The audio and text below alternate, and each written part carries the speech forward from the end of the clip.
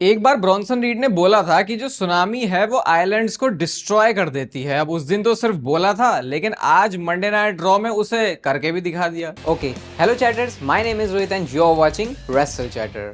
इस वीडियो में रिव्यू करने वाले हैं आज की मंडे नाइट रॉ को, जो कि समर स्लैम के बाद पहला एपिसोड था। तो जैसे रॉ आफ्टर रेसलमेनिया वाले शोज होते हैं, कहीं ना कहीं मुझे लगा कि डब्ल्यूडब्ल्यू ने इस वाले शो को भी वैसा ही ट्रीट करने की कोशिश करी है। सारी बातें हम हर बार की तरह बिल्कुल डिटेल में करने वाले हैं, तो इस वीडियो को सबसे पहले आप लाइक कर देना। सबसे पहले जो मंडे नाइट रॉ की स्टार्टिंग है वो होती है सेथ रॉलिंस की फैक्शन के साथ में। और आज सेथ रॉलिंस की इस फैक्शन में मनी इन द बैंक का ब्रीफ केस नहीं था, क्योंकि उसकी जगह अब आ चुकी है सेथ रॉलिंस के पास में वर्ल्ड हैवीवेट चैंपियनशिप। एंट्री होती है सेथ रॉलिंस की, अपने रेड कलर के लहंगे में वो आए थे। अभी रिंग में आते हैं, लेडीज एंड जेंटलमैन करके अपनी बातों को शुरू करते हैं, और वो अपने आप को सबसे पहले हम्बल ओरेकल बोलते हैं। और हर किसी का इंट्रोडक्शन उन्होंने इस बार अलग अलग से किया, जैसे कि उन्होंने बिग डॉग करके बोला ब्रॉन ब्रेकर को। उसके बाद ट्राइबल थीफ नाम की जो उपाधि है, शूला फाला, वो चीज उन्होंने ब्रॉन्सन रीड के लिए बोली। और अब वो सीधा आ जाते हैं शॉर्ट्स लेने के ऊपर, जो कि रोमन रेंस और सीएम पंक के लिए थे। वो कहते हैं कि अभी मैं रोमन रेंस को इंट्रोड्यूस करता, लेकिन उसको तो चैंपियन बने हुए 1.5 साल हो चुका है। फिर वो सीएम पंक के ऊपर भी ये शॉट लेते हैं कि उस बंदे के पास तो इतने टाइम तक भी चैंपियनशिप नहीं रही कि बैक स्टेज लोग उसकी साइड प्लेट्स को लगा सके। तो अब एक ही तगड़ा बंदा है पॉल हेमन के पास में। और यहाँ पे वो थोड़ी एक इंटरेस्टिंग लाइन भी बोलते हैं, कहते हैं कि पंक को लगा था कि उसकी जो शादी है, he is married to the title forever, लेकिन कैसे सेथ रॉलिंस ने उस वेडिंग को क्रैश कर दिया। और वेडिंग को तो क्रैश किया ही किया, साथ में हनीमून भी बना दिया, एंड शी वॉज गुड, ऐसा करके पॉल हेमन बोल रहे होते हैं। मतलब एक अलग ही एनालॉजी में उन्होंने इस चीज को डाल दिया। और उसके बाद फिर वो इंट्रोडक्शन करते हैं सेथ रॉलिंस का, और वही तरीके से जैसे वो इतने सालों से ब्रॉक लेसनर का करते हुए आए थे। उसके बाद उन्होंने रोमन रेंस का किया था, और अब वो बोलते हैं क्या बोलते हैं, reigning defending undisputed WW world heavyweight champion Seth Freakin Rollins करके उन्होंने बोला। उस टाइम पे सेथ रॉलिंस तो जो खुश हो रहा था, क्योंकि अब उसके पास चैंपियनशिप आ चुकी है। अब इसके बाद सेथ रॉलिंस का प्रोमो शुरू होता है। उन्होंने सबसे पहले बोला ब्रुकलिन, क्योंकि ब्रुकलिन से था मंडे नाइट रॉ का एपिसोड। सारे लोगों ने चीयर किया, और उसकी अगली ही लाइन थी शेम ऑन यू। और उसके बाद लोगों ने एकदम से उनको बू भी किया। सेथ रॉलिंस का गाना ऐसे ऐसे तो सब लोग गा ही रहे होते हैं, देखो कि इतना फेमस अब बंदा है, तो वो हील है, फेस है, ये चीज तो कांस्टेंट रहने वाली है। वो अब सीधा सवाल ही पूछते हैं लोगों से, कहते हैं कि हाँ भाई, तुमने बहुत बोला ना मुझे सीएम पंक के चैंट कर करके, ओटीसी के चैंट कर करके, अब तुम लोगों ने सबक सीख लिया है कि कभी भी सेथ रॉलिंस के ऊपर डाउट नहीं करते। क्या सीएम पंक अभी चैंपियन है? क्या रोमन रेंस अभी चैंपियन है? मैं इस समय चैंपियन हूं। और वो लॉकर रूम को भी बोलते हैं कि इनके ऊपर भी शेम है कि कैसे सारे लोग जो है मेरे कैश इन के ऊपर रोड़ा बने हुए थे, बट तुम्हें पता नहीं है, I always have a plan B. तो ये बात जो उन्होंने कहीं ना कहीं वो बैक स्टेज भी एक सेगमेंट में बोली थी ना, तो क्या वो उससे लिंक करके बोल रहे थे कि यार तुम मेरे से नहीं खेल खेल सकते, मैं तुम सारे लोगों से एक कदम आगे ही हूं। और जो हमने इस फैक्शन को फॉर्म किया था अपने एजेंडा के साथ, जो कि हमारा अचीव करना था, वो हम कर चुके हैं, क्योंकि हमारे पास है absolute power. This is past, this is present. और फिर यहां पे उन्होंने द विजन भी बोला है अपने आप को, तो मैं ज्यूम कर रहा हूं कि ये जो है उनकी फैक्शन का नेम है। तो ऐसा करके एक बड़ी स्टेटमेंट उन्होंने दे दी। लेकिन इसके बाद एले नाइट का म्यूजिक हिट हो जाता है। तो अभी एले नाइट को लेके बहुत सारी बातें चल रही थी कि कैसे ये सेथ रॉलिंस को चलो अपनी इंजरी फेक करनी थी, लेकिन उसकी वजह से एले नाइट के साथ ये क्या हो गया। तो अब इसके बाद वो रिंग में आते हैं, सेथ रॉलिंस भी उनको बुलाते हैं, और सबसे पहले तो उन्होंने बधाइयां दी कि भाई तुम जो है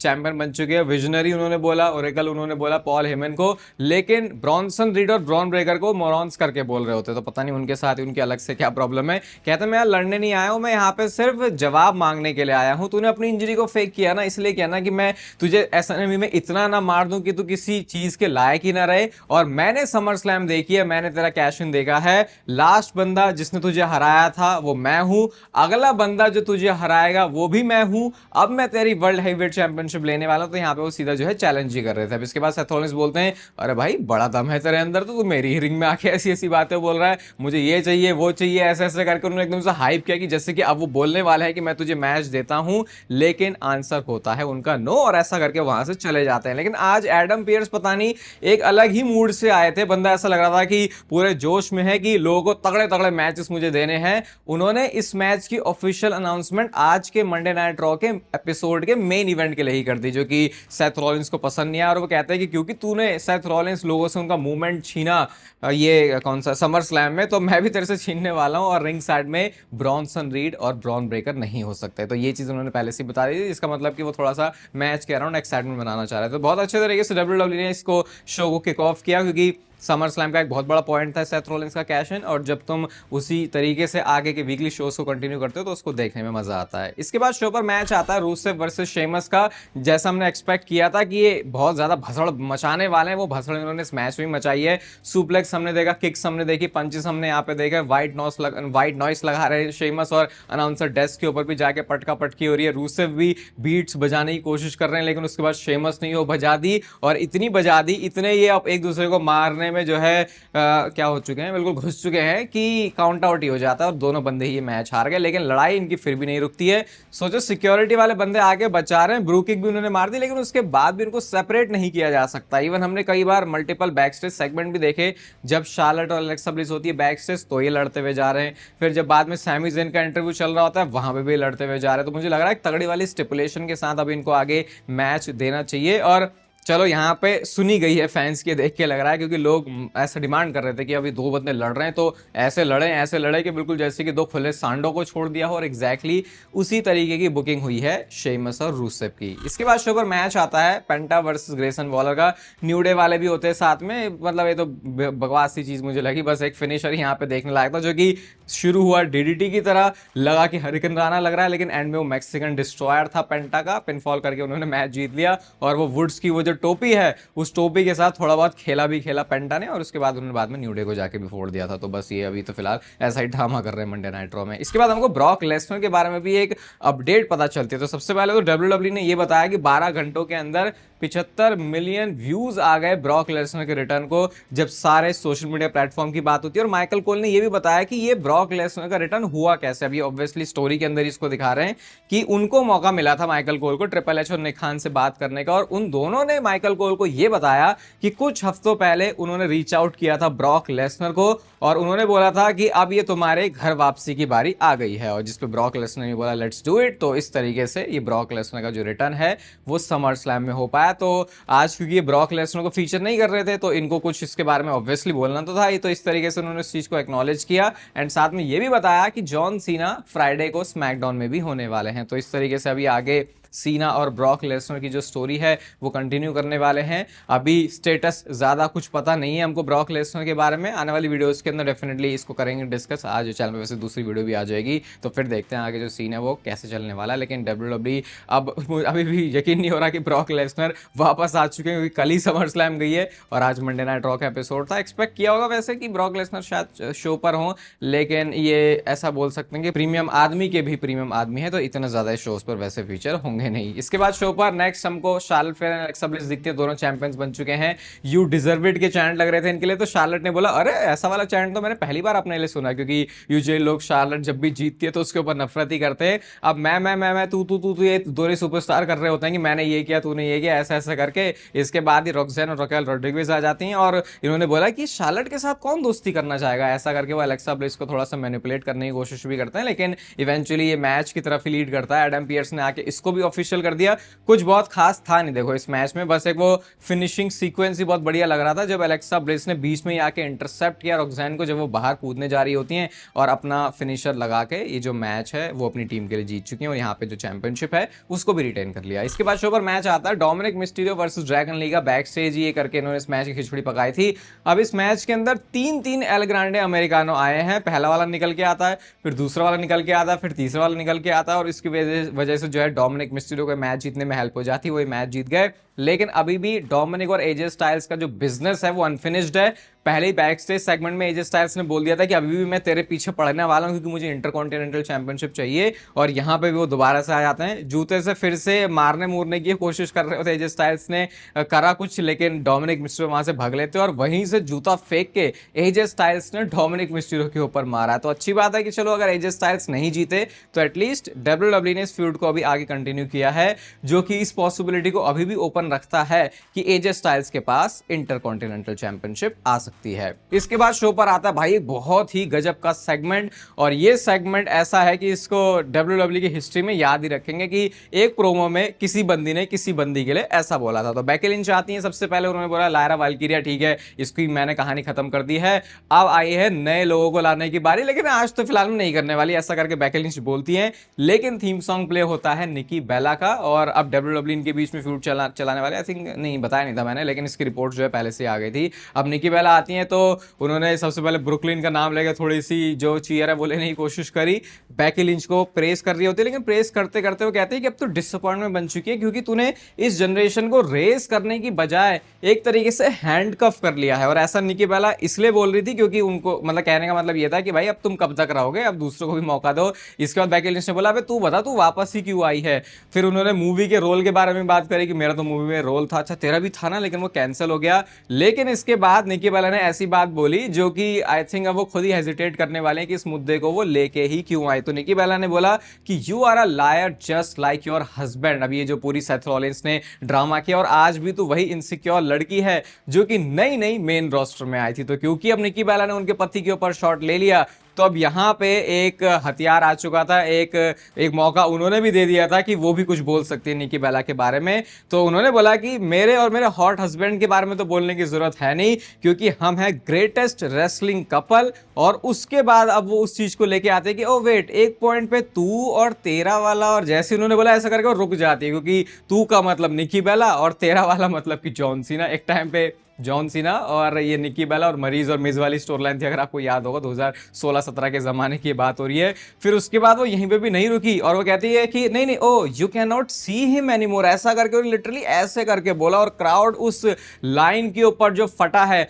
अचानक से ऐसा लगा कि ये प्रोमो ही चल रहा है, फिर किसी का रिटर्न हो गया। इस लेवल का जो पॉप है वो बैकी लिंच की लाइंस के ऊपर मिलता है। वहीं पर होली शिट के जो चैंट्स है वो भी शुरू हो गए। तो बहुत सारी बैक स्टेज प्रोसेस के थ्रू वो गुजरे होंगे जब इन लाइंस का अप्रूवल मिला होगा, लेकिन इस अकेली बात ने लग रहा है कि बैकी लिंच और ये जो निकी बेला के पंगे होने वाले हैं, इसको थोड़ा ऑलरेडी जो इसका स्टैंडर्ड है वो ऊपर कर दिया है। अब इसके बाद ये मैच वैच की बात कर रहे थे कि मुझे इंटरकॉन्टिनेंटल चैंपियनशिप मैच है, फिलहाल तो चीप शॉट ही मारा बैकी लिंच ने निकी बेला को, और आगे जाके इनका मैच होगा ये बात हमको पता चल गई। और ये जो इंटरेस्टिंग ये प्रोमो में इन्होंने जो लाइंस बोली, इसने डेफिनेटली फैंस का ध्यान खींचा है और अब लोग इन्वेस्टेड हैं कि आगे ये जो निकी बेला और बैकी लिंच है वो क्या करने वाली है। अब आता शो का मेन इवेंट जो कि मैच था वर्ल्ड हेवीवेट चैंपियनशिप के लिए, LA night versus Seth Rollins. Match की शुरुआत में सेथ रॉलिंस ने पॉल हेमन को ही आगे कर दिया कि जैसे कि वो बच जाए, और उसके बाद एलए नाइट ने तो कॉलर पकड़ के बिल्कुल मारने की तैयारियां भी कर ली थी। इसके बाद मैच प्रोग्रेस करता है, बकल बॉम्ब हमने देखा स्टॉर्म के लिए जाते हैं, लेकिन एलए नाइट ने उसको काउंटर किया। एल्बो ड्रॉप हमने देखा, एक ऐसी स्लाइड मारी कि भाई डेस्क पे जाके गिरते हैं सेथ रॉलिंस, और उसके बाद वो जो अपनी यह वाली स्मैशिंग है वो हमने डेस्क के ऊपर देखी। सेथ रॉलिंस की इंटेंशंस काफी खतरनाक है, उन्होंने वो जो फ्लोरिंग है उसकी जो पैडिंग है उसको हटाया कि वो इसके ऊपर स्टॉम्प मारेंगे। और ये देख के मुझे वो सेथ रॉलिंस के कॉर्पोरेट सेथ रॉलिंस वाली फैक्शन की याद आ गई, जब वो एक क्या वो पत्थर सा लेके आते थे सीमेंट का और उसके ऊपर मारते थे। मतलब इसका कोई रिलेशन नहीं है याद आने का, लेकिन वो भी रिंग साइड के ऊपर ही था। अब वो स्टॉम्प करने के लिए जा रहे होते, लेकिन वहीं पे आ धमकते हैं सीएम पंक और उन्होंने बजाना शुरू कर दिया सेथ रॉलिंस को। ऐसे बजाते हैं वो, ऐसे बजाते हैं कि ब्रॉन ब्रेकर और ब्रॉनसन रीड को भी आना पड़ जाता। रैंप से आते हुए ही जो ब्रॉन ब्रेकर है उन्होंने स्पीयर मारा सीएम पंक को, इसके बाद ब्रॉनसन रीड भी आ जाते हैं, तो फिर ये मारा मारी शुरू कर रहे हैं। एलए नाइट आते हैं, लेकिन एलए नाइट को भी फिर उन्होंने फेरना शुरू कर दिया और इन्होंने इन दोनों को जो है बुरी तरीके से बजा दिया। पहले इन्होंने जो है एलए नाइट को स्पीयर मारा और उसके बाद हमने सेथ रॉलिंस के स्टॉम्प की बारिश भी देखी, जो कि पहला एलए नाइट के लिए आता है, फिर दूसरा सीएम पंक के लिए आता है। इनको लगा भैया हम तो अब यहीं के जो बदमाश है वो हैं। इन्होंने रिंग में बिल्कुल स्टैंड टॉल किया, पोज किया, एंड में जो क्रेडिट्स है वो भी आ जाते हैं, जो कि डब्ल्यूडब्ल्यूई का आजकल हम फैंस को फंसाने का तरीका है। ये पोज करते हैं रैंप पे और तभी म्यूजिक हिट होता है ट्राइबल चीफ रोमन रेंस का। उस म्यूजिक पर जो खतरनाक वाली पॉप मिली है ना, मतलब क्योंकि बिल्कुल ऐसा लग रहा था कि शो खत्म ही है, तो लोग एक्सपेक्ट नहीं कर रहे थे कि अब रोमन रेंस निकल के आ सकता है। लेकिन शो से पहले ये रिपोर्ट आ गई थी कि रोमन रेंस बैक स्टेज है, तो अब ऑब्वियसली बैक स्टेज है तो डब्ल्यूडब्ल्यूई उनका यूज भी करने वाली थी। रोमन रेंस आते हैं, सीधा ही उन्होंने ब्रॉनसन रीड को जो है सुपरमैन पंच लगाया, ब्रॉन ब्रेकर को पकड़ के उन्होंने स्टील स्टेप्स पे फेंका, और उसके बाद रोमन रेंस की नजरें टिकी हैं सीधा सेथ रॉलिंस पे। और देखो एक अच्छी स्टोरी टेलिंग क्या होती है कि इन्होंने ऐसा नहीं है कि बिल्कुल जल्दीबाजी में सब कुछ कर दिया, इन्होंने लिटरली टाइम लिया कि अब रोमन रेंस की नजरें सेथ रॉलिंस के ऊपर हैं, उस सेथ रॉलिंस के ऊपर जिसको बुरी तरीके से बजाएगा अब रोमन रेंस। क्योंकि रेसलमेनिया में इस बंदे ने क्या किया, इसने जो वाइजमैन एक तरीके से वो छीन लिया, तो वो जो सारी दुश्मनी है वो कुछ उन सेकंड्स के अंदर आपके दिमाग में पूरा घूम जाएगी, ताकि आप खुद की दिमाग में स्टोरी बना के उस मूवमेंट को एंजॉय कर सको। अब जैसे ही रोमन रेंस ने रिंग में एंटर किया तो सेथ रॉलिंस का गिमिक है भागने वाला, वो वहां से भागने लगते हैं, लेकिन पकड़ लिया आके ब्रॉन ब्रेकर ने। ब्रॉन ब्रेकर रोमन रेंस को मारते हैं, लेकिन एक बार फिर से रोमन रेंस ने टेक डाउन किया वैसी ब्रॉन ब्रेकर का, जो फनी लगता है, इतनी बुरी तरीके से उन्होंने गिराया। मुझे लग रहा है सोशल मीडिया पर कोई तो देखा रोमन रेंस ने भी ऐसा पोस्ट जहां पे उनके इस टेक डाउन की तारीफ करी होगी। उसके बाद ब्रॉनसन रीड भी आते हैं, उनके ऊपर भी वो पंचेस थ्रो कर रहे होते हैं और पीछे से आके सेथ रॉलिंस ने उस मौके का परफेक्ट तरीके से फायदा उठाया और उन्होंने वहीं पे स्टॉम्प कर दिया रोमन रेंस को। जैसे ही स्टॉम्प किया भाई रोमन रेंस ऐसे ही तो बिल्कुल खत्म ही हो गया। उसके बाद बिल्कुल ऐसा लग रहा है कोई जान प्राण बचे नहीं है रोमन रेंस के अंदर। लेकिन अब जब ये फैक्शन ठोकने पे आती है तो ये बुरी तरीके से ही ठोकती है। रोमन रेंस को के ऊपर वो जो रीबाउंड में स्पीयर है वो लगाने का काम फिर से किया ब्रॉन ब्रेकर ने, और इसके बाद आती है सुनामी आफ्टर सुनामी। ये वो मूव होता है जो कि किसी भी सुपरस्टार को बहुत टाइम के लिए स्टोरी लाइन से गायब कर सकता है। पहले एक सुनामी लगाई, फिर दूसरी सुनामी लगाई, उसके बाद तीसरी सुनामी लगाई, और यहां पे आज जूते चुराई की रस्म जो है फिर से कंटिन्यू हुई है। एक बार तो वो अपने जूते जो पहले वो भी लेके आए थे, उनके पुराने वाले व्हाइट वाले स्नीकर, सब रेड वाले भी वो लेके जा चुके हैं, और एक बार फिर से ये जो है रिंग में स्टैंड टॉल करते हैं। दैट मींस अब रोमन रेंस की हो चुकी है स्टोरी लाइन से छुट्टी, जो कि एक्सपेक्टेड भी था। आज की मंडे नाइट रॉ देखो पसंद आई है मुझे, 4.5 स्टार की रेटिंग में इसको दूंगा। बाकी आप बताना आपको मंडे नाइट रॉ कैसी लगी, और चैनल पे आज दूसरी वीडियो भी आने वाली, तो उसके लिए स्टे ट्यून्ड। इस चैनल को सब्सक्राइब कर लो अगर WWE से रिलेटेड कंटेंट आपको पसंद है। बाकी तब तक फिर लेते रहो जिंदगी के मजे।